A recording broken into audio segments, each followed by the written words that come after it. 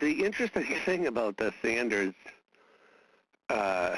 candidacy is how these mainstream talking heads just lose their minds when it's over also a fairly moderate, this is like a kind of a milquetoast social democrat with a watered down New Deal program, but it just drives them absolutely insane.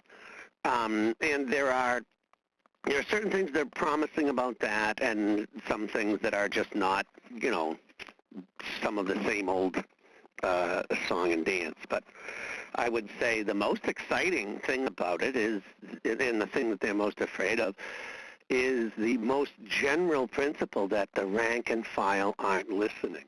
The talking heads want to be able to tell Americans what to think. They've been doing it for decades. And the union bosses want to be able to deliver their goods, which is votes.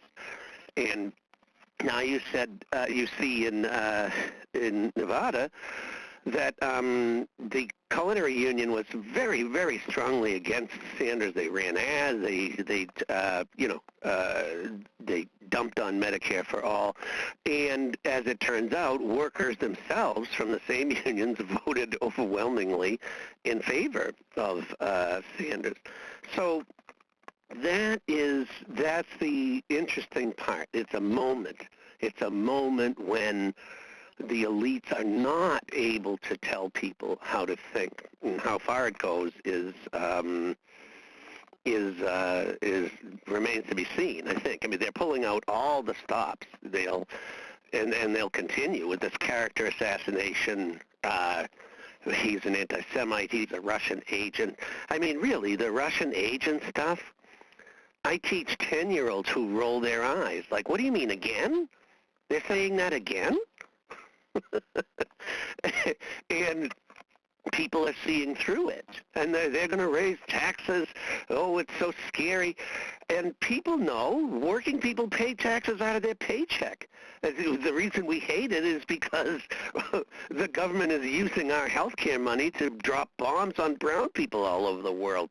If they weren't, any idiot can see that if you raise the taxes but cut spending elsewhere and the total expenditure is less with a huge benefit for the people, then it doesn't matter. And people aren't going to listen to that anymore. It's just done. But that being said, the kind of change in the consciousness has limits on it. I think that this is all domestic. It's all perfectly legitimate, and it has an enormous capacity to push real change. But there is zero consciousness outside the boundaries of the United States. I would say even worse than that. It's you still have a fundamentally pro-imperialist program.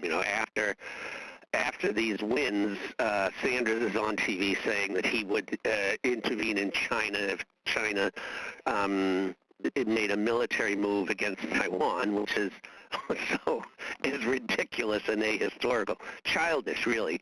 It's like saying that if the U.S. made a move on Hawaii, then China would attack the U.S. It's just so out of touch with what's happening in the rest of the world, and he has the same lack of understanding of geopolitics, or rather the understanding that the U.S. is an exceptional nation and all of that stuff that is just counterproductive. And that if this moment is to become something else, phase one might be the people's consciousness rising to where they're not listening to the overlords and they are asserting their own interests. That's enormously threatening to the establishment. But phase two has to be not being selfish, looking at how our government is destroying countries around the world, and how the scourge of white supremacy, of of American exceptionalism, of imperialism, is really, really horrible, and it's coming from the U.S. If the people can't embrace that change, then it really isn't a movement, and it doesn't have much hope. My again, I stick with that idea of it remains to be seen, but I think it's important for people to acknowledge it. I mean, especially us on the left. This is an indication that people are finally listening maybe a little bit to what we've been saying for decades, and that is a good thing. And we should push that moment, but we can't accept it at face value. We have to keep pushing and push the consciousness to the left and broaden it to the rest of the world.